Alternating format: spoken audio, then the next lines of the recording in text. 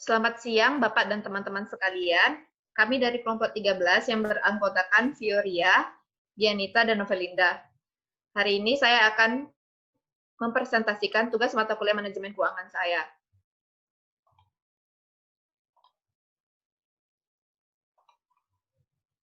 Kepada teman-teman, apakah share screen-nya sudah kelihatan? Sudah.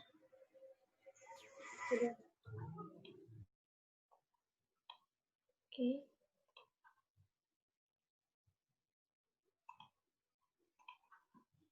Saya akan mulai presentasi saya.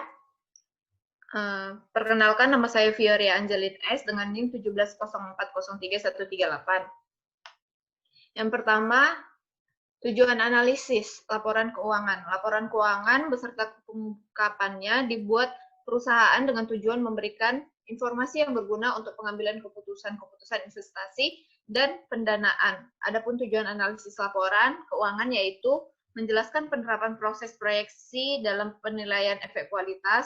Yang kedua, menjelaskan proses proyeksi laporan laba rugi, neraca, dan laporan arus kas. Yang ketiga, menjelaskan relevansi audit dan laporan audit atas analisis laporan keuangan. Yang keempat, menjelaskan tentang penyusunan ulang recasting, serta penyesuaian laba dan komponen laba untuk tujuan analisis. Yang kelima, menguraikan penilaian ekuitas atau equity valuation dan relevannya pada analisis keuangan. Yang keenam, menganalisis kekuatan laba dan kegunaannya untuk peramalan dalam penilaian. Yang ketujuh, ada menjelaskan peramalan laba, mekanisme, dan efektivitasnya dalam menilai kinerja perusahaan. Yang kedelapan, menganalisis laporan intern dan mempertimbangkan manfaat dan memonitori dan merelevansi estimasi laba. Yang kedua, yaitu tujuan laporan laba keuangan. Menurut SFAC nomor 1, ada 7 tujuan laporan keuangan. Yang pertama, untuk keputusan investasi dan kredit. Yang kedua, mengenai jumlah dan timing arus kas. Yang ketiga, mengenai aktiva dan kewajiban. Yang keempat, mengenai kinerja perusahaan. Yang kelima, mengenai sumber dan penggunaan kas. Yang keenam, ada penjelasan dan interpretif. Yang ketujuh, untuk menilai stewardship. Yang kedua, yaitu PSAK nomor 1. Adapun tujuan laporan keuangan untuk tujuan umum adalah untuk memberikan informasi tentang posisi keuangan, kinerja, dan arus kas perusahaan yang bermanfaat bagi sebagian besar kalangan pengguna laporan dalam jangka membuat keputusan-keputusan ekonomi, serta menunjukkan pertanggungjawaban manajemen dan penggunaan sumber daya yang dipercayakan kepada mereka dalam rangka mencapai tujuan tersebut. Suatu laporan keuangan menyajikan informasi mengenai perusahaan yang meliputi yang pertama itu aktiva, yang kedua kewajiban, yang ketiga ekuitas, yang keempat pendapatan beban, termasuk keuntungan dan kerugian, yang kelima ada arus kas. Kemudian ada bentuk laporan keuangan. Bentuk laporan keuangan adalah catatan informasi keuangan atau perusahaan pada suatu periode akuntansi yang dapat digunakan untuk menggambarkan kinerja perusahaan. Laporan keuangan adalah bagian dari proses pelaporan keuangan. Kondisi keuangan suatu perusahaan akan dapat diketahui dari laporan keuangan perusahaan yang bersangkutan. Adapun bentuk laporan keuangan yaitu ada laporan neraca, laporan laba rugi, dan laporan arus kas. Lalu kita masukkan neraca. Neraca atau daftar neraca disebut juga laporan posisi keuangan perusahaan. Laporan ini menggambarkan posisi aset, kewajiban, dan ekuitas pada saat tertentu.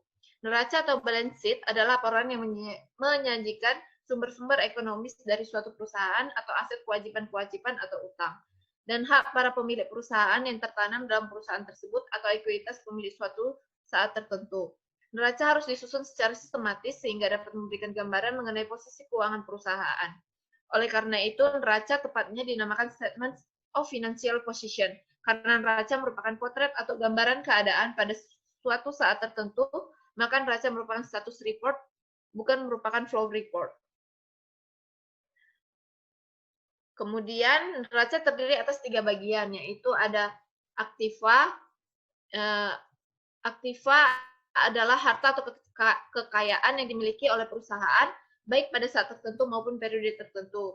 Komponen aktiva secara umum adalah sebagai berikut, yaitu ada aktiva lancar, investasi, aktiva tetap, aktiva tidak berwujud, dan aktiva lain-lain.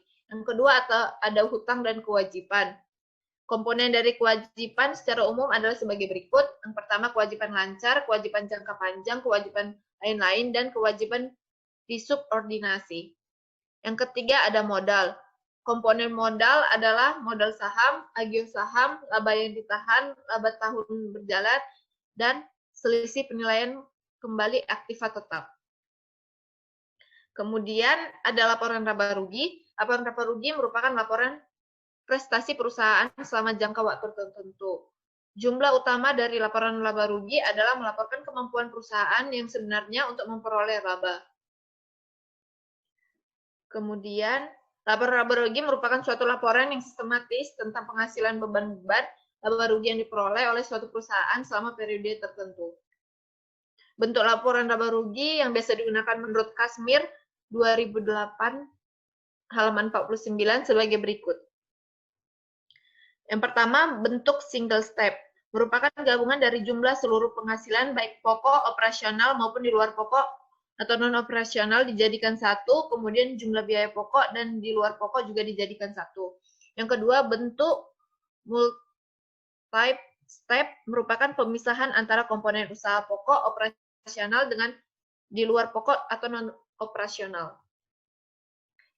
Yang ketiga yaitu laporan arus kas. Laporan arus kas atau laporan perubahan posisi keuangan menyajikan informasi aliran kas masuk atau keluar bersih pada satu periode. Hasil dari ketiga kegiatan pokok perusahaan adalah operasi, investasi, dan pendanaan. Aliran kas diperlukan terutama untuk mengetahui kemampuan perusahaan yang sebenarnya dalam mengetahui kewajiban-kewajibannya. Data yang dibutuhkan untuk membuat laporan arus kas berasal dari dua sumber, yaitu neraca awal, neraca akhir, dan laporan laba rugi.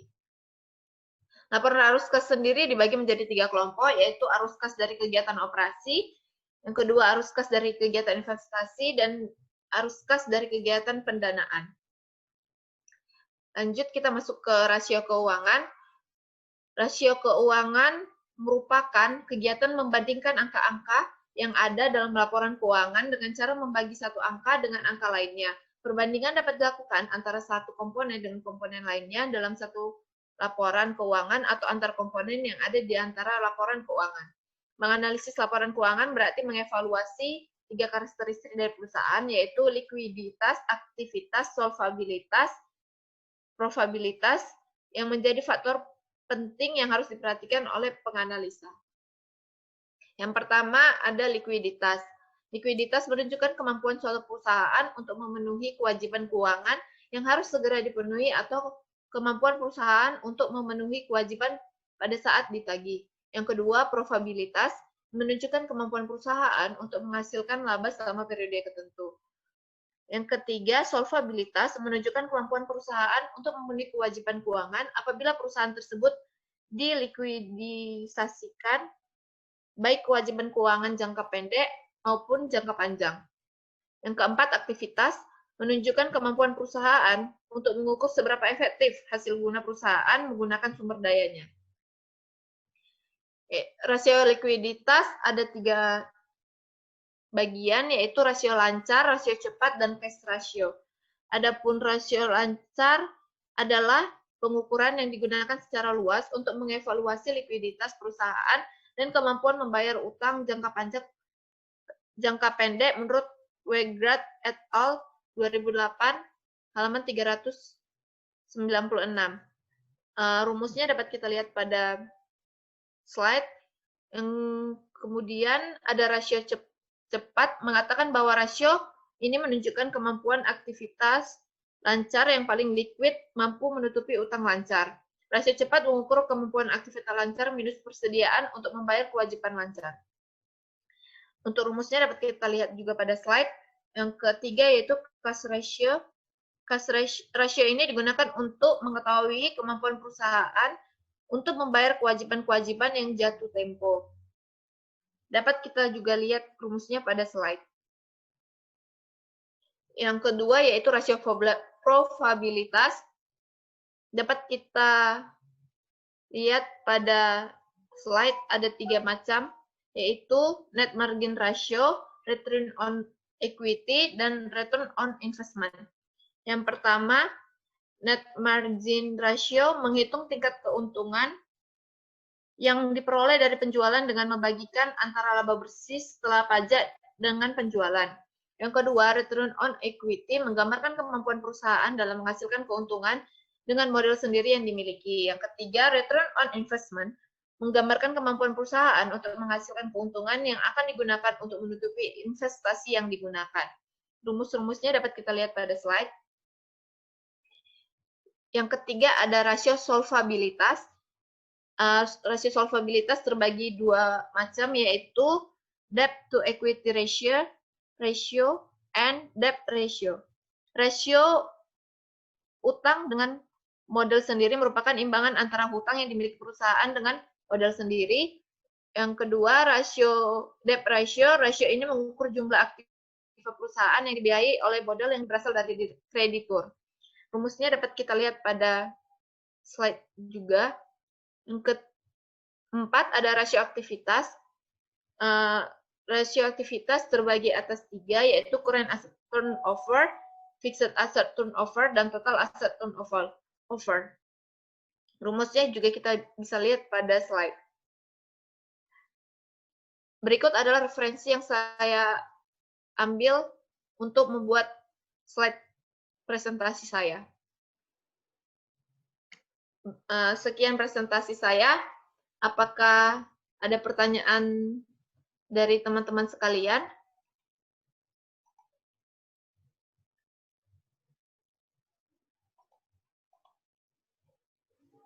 Baik, terima kasih Saudara Pio atas presentasinya. Di sini saya ingin menanyakan, apa perbedaan aktivita dan pasifa? Terima kasih. Baik, terima kasih untuk Saudara Gianita. Apakah ada pertanyaan lagi? Biar akan saya jawab selanjutnya. Terima kasih untuk presentasinya. Saya ingin mengomentari, presentasi Anda sudah bagus, materinya juga sudah sesuai. Tetapi ada beberapa bagian yang terlalu monoton dan banyak kata-katanya. Nah, saya ingin bertanya, apakah manfaat dari laporan arus kas yang Anda jelaskan tadi? Terima kasih. Terima kasih untuk saran dan pertanyaan dari Saudara Novelinda.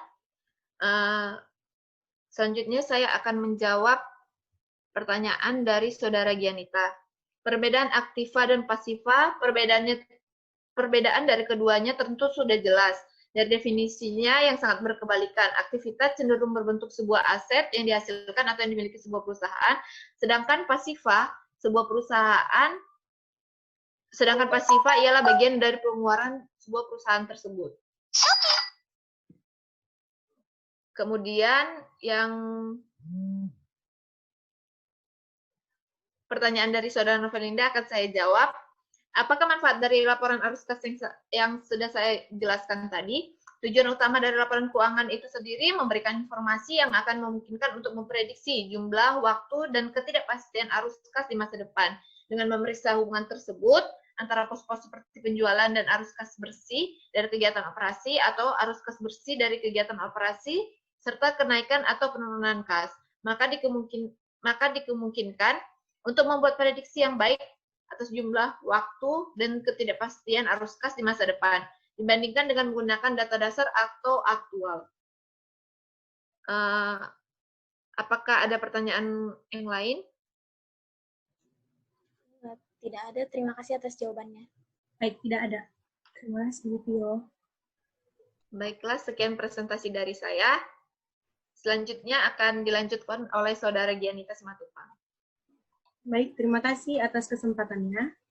Sebentar saya akan share screen.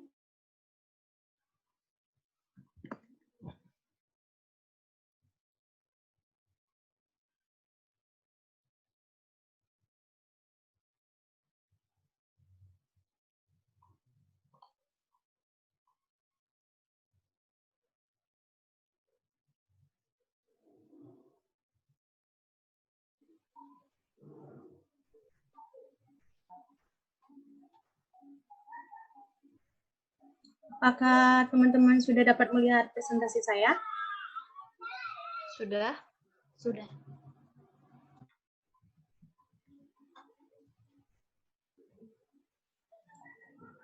Baik, di sini saya akan mempresentasikan tugas 3 saya. Perkenalkan sebelumnya, nama saya Genita Simatupang dengan NIM 17040403164. Oke, nah di sini merupakan referensi yang saya gunakan dalam pembuatan tugas saya. Yang pertama, analisis laporan keuangan. Yang dimana tujuan laporan keuangan ada yang pertama, untuk mengetahui posisi keuangan perusahaan dalam satu periode tertentu, baik harta, kewajiban, modal, maupun hasil usaha yang telah dicapai untuk beberapa periode. Yang kedua, untuk mengetahui kelemahan-kelemahan apa saja yang menjadi kekurangan perusahaan. Yang ketiga, untuk mengetahui kekuatan-kekuatan yang dimiliki. Yang keempat, untuk mengetahui langkah-langkah perbaikan apa saja yang perlu dilakukan ke depan yang berkaitan dengan posisi keuangan perusahaan saat ini. Serta yang kelima, untuk mengetahui, untuk melakukan penilaian kinerja manajemen ke depan, apakah perlu penyelenggaraan atau tidak karena sudah dianggap berhasil atau gagal. Selanjutnya ada bentuk-bentuk laporan. Menganalisis suatu laporan keuangan, penganalisa harus mempunyai pengertian yang mendalam tentang laporan keuangan itu sendiri dan bentuk-bentuk maupun prinsip-prinsip yang terkandung dalam laporan keuangan. Yang pertama ada neraca. Menurut Harahap, neraca atau daftar neraca disebut juga laporan posisi keuangan perusahaan. Laporan ini menggambarkan posisi aset, kewajiban, dan ekuitas pada saat tertentu. Neraca atau balance sheet adalah laporan yang menyajikan sumber-sumber ekonomis dari suatu perusahaan atau aset kewajiban-kewajiban atau utang dan hak para pemilik perusahaan yang tertanam dalam perusahaan tersebut atau ekuitas pemilik suatu saat tertentu. Neraca terbagi menjadi 3 bagian, yang dimana pertama itu ada aktiva atau aset. Kasmir 2008 halaman 39 menyatakan aktiva merupakan harta atau kekayaan yang dimiliki oleh perusahaan, baik pada saat tertentu maupun periode tertentu. Komponen aktiva secara umum adalah sebagai berikut. Yang pertama ada aktiva lancar atau current asset, yang kedua ada investasi, yang ketiga ada aktiva tetap, yang keempat ada aktiva tidak berwujud, yang kelima ada banyak lagi aktivanya. Bagian yang kedua adalah modal atau equity. Komponen terakhir dari neraca adalah modal sendiri, yaitu selisih dari aktiva dengan kewajiban atau hutang. Modal ini adalah investasi yang dilakukan oleh pemilik perusahaan. Komponen modal adalah sebagai berikut. Yang pertama ada modal saham, yang kedua ada agio saham, yang ketiga laba yang ditahan, yang keempat ada laba tahun berjalan. Serta bagian yang terakhir adalah hutang atau kewajiban. Kewajiban adalah pengorbanan ekonomis yang dilakukan oleh perusahaan di masa yang akan datang dalam bentuk penyerahan aktiva atau pemberian jasa yang disebabkan oleh tindakan atau transaksi pada masa sebelumnya. Komponen dari kewajiban secara umum adalah sebagai berikut. Yang pertama, kewajiban lancar. Yang kedua, kewajiban jangka panjang. Yang ketiga, kewajiban yang didisubordinasi, serta kewajiban lainnya. Yang kedua, laporan rugi laba. Laporan rugi laba adalah laporan yang memberikan informasi tentang komposisi keuangan penjualan, harga pokok, dan biaya-biaya perusahaan selama suatu periode tertentu. Melalui laporan rugi laba dapat diketahui jumlah keuntungan yang diperoleh atau kerugian yang dialami oleh perusahaan selama periode tertentu tersebut. Bentuk laporan rugi laba yang biasanya digunakan adalah sebagai berikut. Yang pertama, bentuk single step, yaitu merupakan gabungan dari jumlah seluruh penghasilan baik pokok operasional maupun di luar pokok non-operasional. Dijadikan satu, kemudian jumlah biaya pokok dan di luar pokok juga dijadikan satu. Yang kedua, bentuk multiple step, yaitu merupakan pemisahan antara komponen usaha pokok dengan di luar pokok. Oke, masuk yang ketiga, ada laporan arus kas. Laporan arus kas atau laporan perubahan posisi keuangan menyajikan informasi aliran kas masuk atau keluar bersih pada suatu periode. Hasil dari ketiga kegiatan pokok perusahaan adalah operasi, investasi, dan pendanaan. Aliran kas diperlukan terutama untuk mengetahui kemampuan perusahaan yang sebenarnya dalam mengetahui kewajiban-kewajibannya. Arus kas dapat dibagi menjadi tiga kelompok, yang dimana yang pertama arus kas dari kegiatan operasi, yang kedua dari kegiatan investasi, yang ketiga dari kegiatan pendanaan.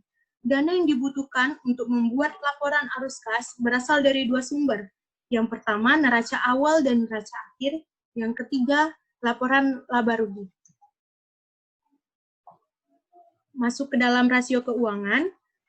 Di sini Kasmir pada buku Kasmir tahun 2012 halaman 104 menyatakan rasio keuangan merupakan kegiatan membandingkan angka-angka yang ada dalam laporan keuangan dengan cara membagi satu angka dengan angka lainnya. Perbandingan dapat dilakukan antara satu komponen dengan komponen lainnya dalam satu laporan keuangan atau antar komponen yang ada di antara laporan keuangan. Menganalisis laporan keuangan berarti mengevaluasi tiga karakteristik dari perusahaan, yaitu likuiditas, aktivitas, solvabilitas, profitabilitas yang menjadi faktor penting yang harus diperhatikan oleh penganalisa. Yang pertama ada likuiditas, yang menunjukkan kemampuan untuk suatu perusahaan untuk memenuhi kewajiban keuangan yang harus segera dipenuhi, atau kemampuan perusahaan untuk memenuhi kewajiban pada saat ditagih. Yang kedua ada profitabilitas yang menunjukkan kemampuan perusahaan untuk menghasilkan laba selama periode tertentu. Yang ketiga ada solvabilitas yang menunjukkan kemampuan perusahaan untuk memenuhi kewajiban keuangan apabila perusahaan tersebut dilikuidasikan baik kewajiban keuangan jangka pendek maupun jangka panjang. Yang terakhir ada aktivitas yang menunjukkan kemampuan perusahaan untuk mengukur seberapa efektif hasil guna perusahaan menggunakan sumber dayanya.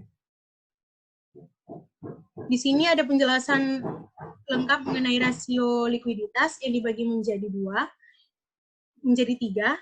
Yang pertama ada rasio lancar atau current ratio, yang dimana rasio lancar adalah pengukuran yang digunakan secara luas untuk mengevaluasi likuiditas perusahaan dan kemampuan membayar utang jangka pendek menurut Weijen.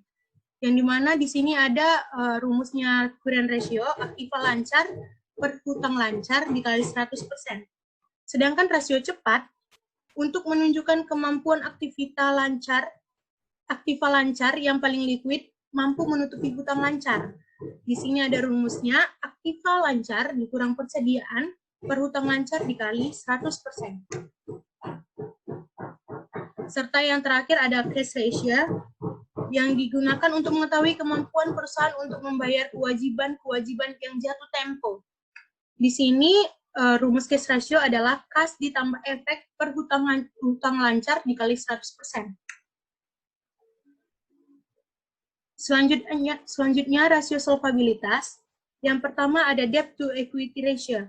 Yang di sini rasio hutang dengan modal sendiri merupakan imbangan antara hutang yang dimiliki perusahaan dengan modal sendiri. Rumusnya adalah total hutang per modal dikali 100%. Selanjutnya debt ratio, yang mengukur jumlah aktiva perusahaan yang dibiayai oleh modal yang berasal dari kreditur. Rumusnya, total hutang per total aktivitasi dikali 100%. Yang ketiga ada rasio profitabilitas. Yang pertama, net margin ratio. Rasio yang digunakan untuk menghitung tingkat keuntungan yang diperoleh dari penjualan dengan membagikan antara laba bersih setelah pajak dengan penjualan. Rumusnya, laba bersih setelah pajak per penjualan dikali 100%. Yang kedua ada return on equity yang menggambarkan kemampuan perusahaan dalam menghasilkan keuntungan dengan modal sendiri yang dimiliki. Rumusnya, laba bersih setelah pajak dibagi modal dikali 100%. Serta ada return on investment Rasio ini menggambarkan kemampuan perusahaan untuk menghasilkan keuntungan yang akan digunakan untuk menutupi investasi yang digunakan. Rumus yang digunakan adalah laba bersih setelah pajak dibagi total aktiva dikali 100%. Yang terakhir ada rasio aktivitas. Rasio ini menggambarkan aktivitas yang dilakukan oleh perusahaan dalam menjalankan operasinya, baik dalam kegiatan penjualan, pembelian, dan kegiatan lainnya. Di sini ada rumusnya. Yang pertama fixed asset turnover, yaitu penjualan bersih dibagi aktivitas tetap dikali 100%. Baru ada current asset turnover, yang dimana penjualan bersih dibagi aktiva lancar dikali 100%. Serta yang terakhir, total asset turnover, penjualan bersih dibagi total aktiva dikali 100%. Terima kasih atas perhatiannya. Demikian hasil presentasi saya. Apabila ada yang kurang jelas, saya buka sesi pertanyaan serta kritik dan komentar. Terima kasih. Terima kasih untuk presentasinya. Saya ingin bertanya, coba Anda jelaskan perbedaan dari 3 arus kas itu, yang investasi, operasi, dan pendanaan. Terima kasih. Terima kasih. Ada lagi yang ingin bertanya? Baiklah, terima kasih atas presentasi yang sudah diberikan. Saya ingin mengomentari presentasi yang Anda sampaikan sudah sangat bagus dan materi yang disampaikan juga sangat bagus. Tapi akan lebih baik jika Anda membuat referensinya di bawah saja, jangan di akhir agar kita semua mengetahuinya. Seperti itu. Kemudian saya ingin bertanya, apakah perbedaan dari aktivitas tetap dan aktivitas lancar tersebut? Pada slide yang sudah Anda jelaskan. Terima kasih. Baik, terima kasih. Oke, jadi di sini saya akan menjawab pertama pertanyaan dari saudari Novelinda. Jadi di sini, arus kas operasional adalah arus kas yang terkait dengan operasional perusahaan pada masa periode tertentu. Arus kas investasi merupakan bagian dari laporan arus kas atau laporan cash flow yang melaporkan perubahan posisi kas perusahaan yang dihasilkan dari kegiatan investasi. Sedangkan arus kas dari aktivitas pendanaan adalah arus kas yang timbul dari penerimaan dan pengeluaran kas sehubungan dengan transaksi pendapatan jangka panjang dengan kreditur dan pemegangan saham perusahaan. Apakah saudari Novelinda sudah jelas? Baik, terima kasih. Sudah jelas. Sedangkan pertanyaan terakhir dari saudari Violia, di sini aktiva lancar merupakan suatu harta yang diharapkan dapat dicairkan atau diuangkan, tidak lebih dari 1 siklus akuntansi. 1 siklus akuntansi sama dengan waktu 1 tahun. Nah, sedangkan aktiva tetap adalah suatu kekayaan yang dimiliki perusahaan di mana pemakaiannya sudah lebih dari 1 tahun atau 1 siklus akuntansi dan digunakan untuk proses operasi serta tidak untuk dijual. Contoh operasi serta tidak, contohnya seperti tanah, gedung, mesin, peralatan toko, peralatan kantor, alat angkut, dan lain sebagainya. Terima kasih. Apakah Yoria sudah dapat memahaminya? Terima kasih, saya sudah memahaminya. Terima kasih. Untuk selanjutnya, presentasi akan dilanjutkan oleh saudari Novelinda.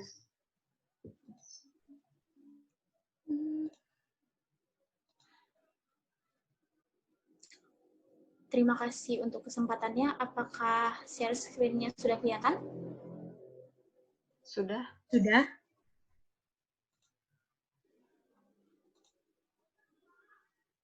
Baik. Perkenalkan, nama saya Novelinda Febriani, NIM 1704031167. Berikut tugas 3 PPT saya. Yang pertama ada analisis laporan keuangan. Adapun tujuan laporan keuangan itu adalah menyediakan informasi yang berguna dalam pembuatan keputusan bisnis dan ekonomi. Untuk mengetahui posisi keuangan keuangan perusahaan dalam satu periode tertentu, baik harta, kewajiban, modal, maupun hasil usaha yang telah dicapai untuk beberapa periode. Yang ketiga, untuk mengetahui kelemahan-kelemahan apa saja yang menjadi kekurangan perusahaan. Yang keempat, untuk mengetahui kekuatan-kekuatan yang dimiliki. Yang kelima, untuk mengetahui langkah-langkah perbaikan apa saja yang perlu dilakukan ke depan yang berkaitan dengan posisi keuangan perusahaan saat ini. Yang keenam, untuk melakukan penilaian kinerja manajemen ke depan, apakah perlu penyegaran atau tidak, karena sudah dianggap berhasil atau gagal. Yang ketujuh, untuk mengkomunikasikan informasi keuangan kepada pihak-pihak di luar perusahaan. Yang kedelapan, menggambarkan perkembangan finansial perusahaan dari suatu periode tertentu. Nah, kita lanjut ke bentuk laporan keuangan. Ada 3 bentuk laporan keuangan. Yang pertama ada neraca, laporan laba rugi, dan laporan arus kas. Kita masuk pada neraca. Jadi, pengertian neraca adalah disebut juga laporan posisi keuangan perusahaan. Laporan ini menggambarkan posisi aset, kewajiban, ekuitas pada saat tertentu. Neraca atau balance sheet adalah laporan yang menyajikan sumber-sumber ekonomis dari suatu perusahaan atau aset, kewajiban-kewajiban atau utang, dan hak para pemilik perusahaan yang tertanam dalam perusahaan tersebut atau ekuitas pemilik suatu saat tertentu. 3 jenis neraca. Yang pertama itu ada aktiva atau aset. Aktiva itu merupakan harta atau kekayaan yang dimiliki oleh perusahaan, baik pada saat tertentu maupun periode tertentu. Komponennya ada aktiva lancar, investasi, aktiva tetap, aktiva tidak berwujud, dan aktiva lain-lain. Jenis yang kedua ada hutang atau kewajiban. Kewajiban adalah pengorbanan ekonomis yang dilakukan oleh perusahaan di masa yang akan datang dalam bentuk penyerahan aktiva atau pemberian jasa yang disebabkan oleh tindakan dan transaksi pada masa sebelumnya. Komponennya ada kewajiban lancar, kewajiban jangka panjang, kewajiban lain-lain, dan kewajiban yang disubordinasi. Yang terakhir ada modal atau equity. Komponen ini adalah modal sendiri, yaitu selisih dari aktiva dengan kewajiban atau hutang. Modal ini adalah investasi yang dilakukan oleh pemilik perusahaan. Komponennya yang pertama ada modal saham, agio saham, laba yang ditahan, dan laba tahun berjalan. Nah, selanjutnya laporan laba rugi. Laporan laba rugi adalah laporan yang memberikan informasi tentang komposisi keuangan penjualan, harga pokok, dan biaya-biaya perusahaan selama suatu periode tertentu. Melalui laporan laba rugi, dapat diketahui jumlah keuntungan yang diperoleh atau kerugian yang dialami oleh perusahaan selama periode tertentu. Nah, jenisnya itu ada 2. Yang pertama single step dan yang kedua ada multiple step. Yang ketiga ada laporan arus kas. Laporan arus kas atau laporan perubahan posisi keuangan menyajikan informasi aliran kas masuk atau keluar bersih pada suatu periode. Hasil dari 3 kegiatan pokok perusahaan adalah operasi, investasi, dan pendanaan. Laporan arus kas menggambarkan arus kas sebenarnya yang dihasilkan oleh perusahaan. 3 jenisnya yaitu arus kas dari kegiatan operasi, dari kegiatan investasi, dan dari kegiatan pendanaan.